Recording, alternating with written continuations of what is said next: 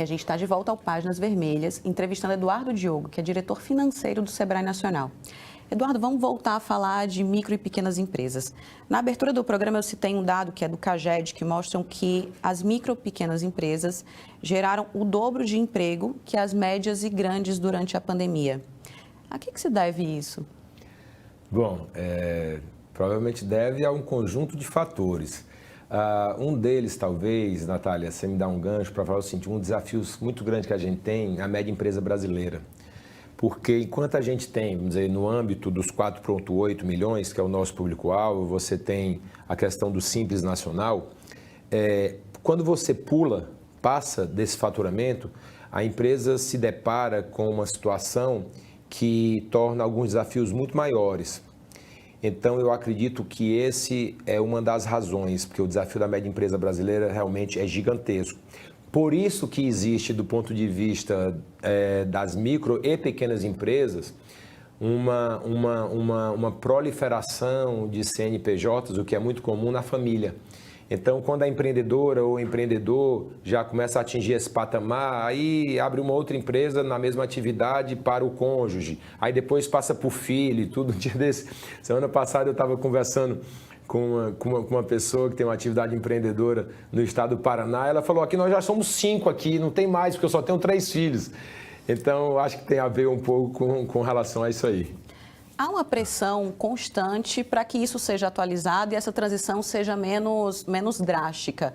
O Sebrae faz parte dessa articulação? Existe um trabalho, um estudo para que isso aconteça? O Sebrae faz parte dessa articulação, nós já visitamos esse assunto. Esse é um assunto que eu particularmente entendo que ele deva efetivamente ser equacionado, para poder ficar muito claro, apenas ainda não foi efetivamente o momento oportuno de se convergir e poder minimizar essa barreira. A pandemia foi uma chacoalhada no mundo inteiro, nos negócios, nas micro, nas pequenas, nas grandes, em todas. E houve uma corrida pela digitalização. Essa agenda também está dentro das micro e pequenas? Essa agenda está dentro das micro e pequenas e tem que estar cada vez mais. Essa questão do Go Digital, como se fala em inglês, é imprescindível. O micro e pequeno empresário, para focar, obviamente, no nosso público-alvo, ele tem que ter o seu negócio digital. Ter o negócio digital não significa que a atividade econômica dele seja obrigatoriamente ligada à parte digital.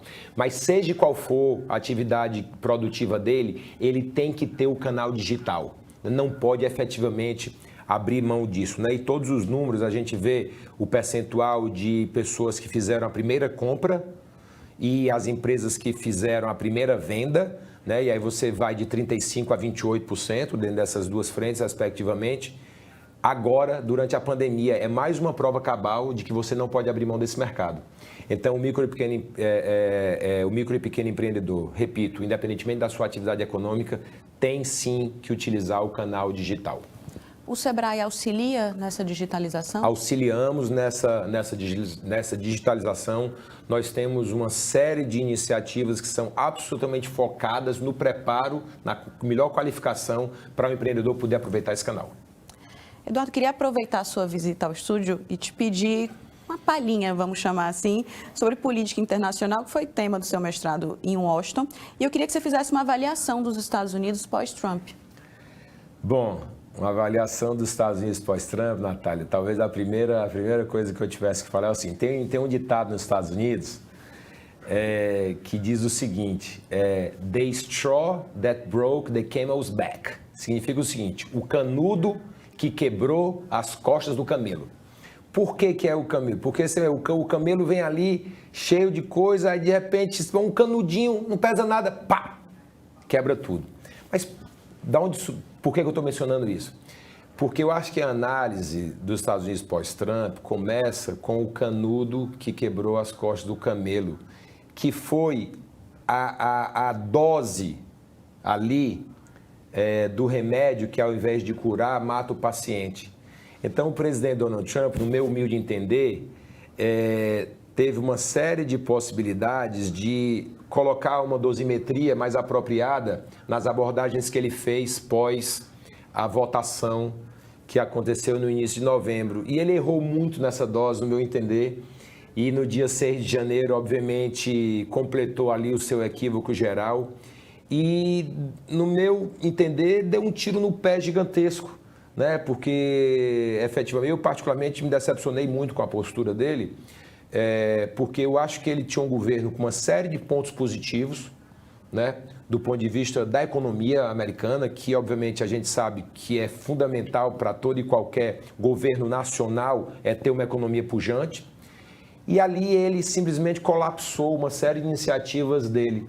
Então, considerando esse erro, no meu entender, absolutamente drástico da gestão dele, e aquele episódio triste, catastrófico, da gente ver o Congresso americano sendo ocupado daquela maneira, isso vai colocar ele numa situação muito mais em xeque, lógico. A gente está agora fazendo essa entrevista enquanto nós estamos aí nos últimos dias do segundo julgamento do impeachment dele. Entendo eu que ele tem praticamente chance zero de ser condenado, porque precisa 67 votos, né, e precisa migrar 17 senadores republicanos, então acho que é quase impossível, né, mas obviamente ele sai muito menor, né, por toda essa grande bobagem, né, que ele fez, que se tivesse sido na dose correta estaria ok, porque ele já estava ali fazendo a campanha para 2024, quando ele, obviamente, o grande objetivo dele é voltar como candidato, ou com um filho, ou com uma filha, algo que o valha.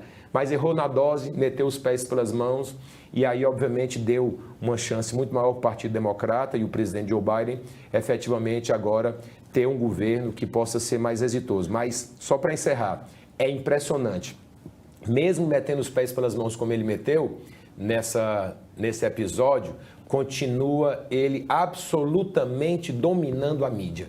Dominou até o último dia, no dia 20 de janeiro, não se falava nada de Biden. Era como se o governo Joe Biden, que estava começando ali, não existisse. Era só Trump todo dia, de manhã, tarde e noite. E continua agora sendo ele, mesmo agora. Então, é impressionante como ele tem esse poder, né? Às vezes errando, às vezes acertando, mas de estar sempre ele sendo o grande polarizador da mídia.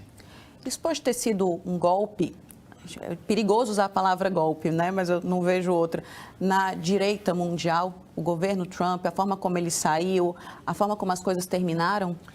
Você sabe que no livro que eu publiquei nos Estados Unidos, né, sobre a eleição 2016 e sobre a democracia americana e depois aqui no Brasil, ele ali, eu estava exatamente mostrando, ele começou com uma grande onda, né? Teve o Brexit, né? O Brexit veio antes do Trump, mas ali foi o primeiro ponto fundamental, foi o Brexit. E aí depois o Trump dá toda essa maior pujança ao que começou ali no Brexit e foi, obviamente, por face, obviamente, dos Estados Unidos ser a nação mais rica do mundo, e tem toda a capilaridade cultural e tudo mais, né, na grande maioria dos países mundiais. Então, deu esse grande conteúdo. Agora ele dá sim um retrocesso, né? É um retrocesso que efetivamente tem a tendência de acontecer.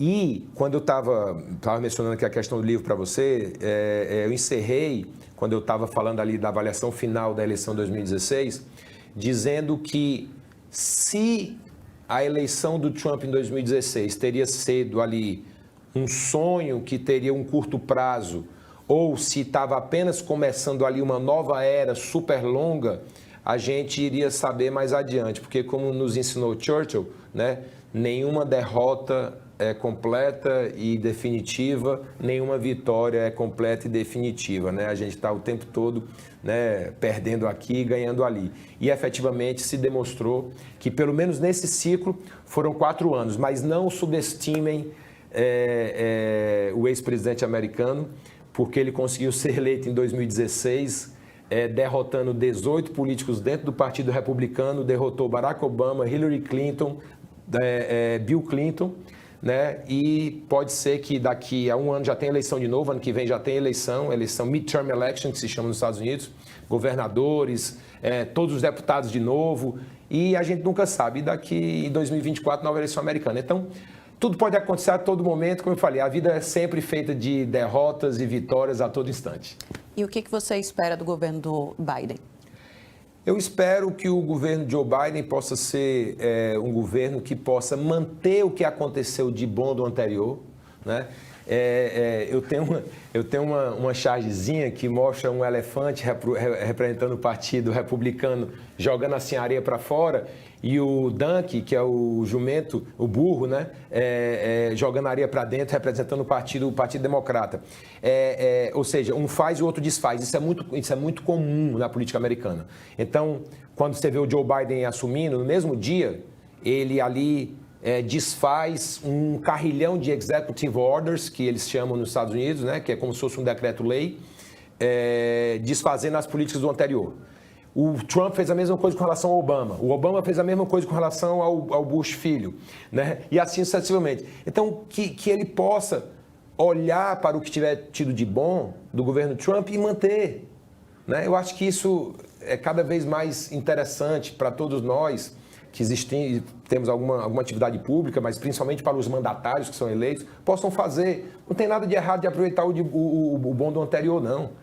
Aproveita o que o outro fez que foi de bom e parte daquele patamar para construir mais. Reconhece o que foi feito. Eu acho que a população vai ser cada vez mais assim, né? Vai querer que as pessoas mintam menos, que as pessoas falam mais da verdade, né? Que as pessoas sejam mais consistentes nos seus posicionamentos. Eu acredito muito que nós estamos, enquanto sociedade, caminhando nesse sentido. A gente voltou para aquilo que a gente falou sobre as políticas de Estado e as políticas de governo, né? É fato. O que a gente pode esperar da relação com o Brasil? Estados Unidos, Brasil, eu acredito que só vai melhorar, porque é normal agora, face todo o posicionamento que o governo brasileiro teve, face à relação que o governo brasileiro tinha efetivamente com o governo americano até o dia 20 de janeiro, é normal que tenha um momento de esfriamento, mas os interesses dos países sempre prevalecerão, né? E isso vai acontecer mais cedo ou mais tarde na relação. Eduardo, a gente está quase terminando a entrevista. Eu queria só que você deixasse suas perspectivas de futuro. O que você espera para os próximos meses, próximos anos? Bom, eu espero que todos nós possamos, Natália, cada vez mais termos um nível de consciência mais elevado, sabe? Eu espero que a gente possa fazer com que a nossa geração dê uma contribuição que seja mais efetiva para o Brasil. Eu espero que a gente possa crescer mais economicamente, eu espero que a gente possa ser mais próspero enquanto nação, eu espero que a gente possa cada vez mais valorizar o trabalho, né? Você sabia, vou contar uma história rapidinho para não extrapolar o seu tempo, mas é engraçado demais. No dia 10 de maio de 1940, Winston Churchill fez o discurso ali, naquele momento crítico da guerra, quando ele tinha acabado de assumir, e ele disse que tinha 4 coisas para entregar para o seu país, e nos ensinaram só 3. A gente aprendeu sangue, suor e lágrima, mas ele falou sangue, suor e lágrima, e a segunda coisa que ele falou foi trabalho. Trabalho. Toil em inglês, T-O-I-L, toil, trabalho, determinação, ali essa força de efetivamente construir no dia a dia, se acordando cedo e ralando o dia inteiro, construir um melhor futuro para si, para a sua família, para a sua sociedade que a gente mora e para a nossa nação. Então que a gente possa cada vez mais valorizar isso também.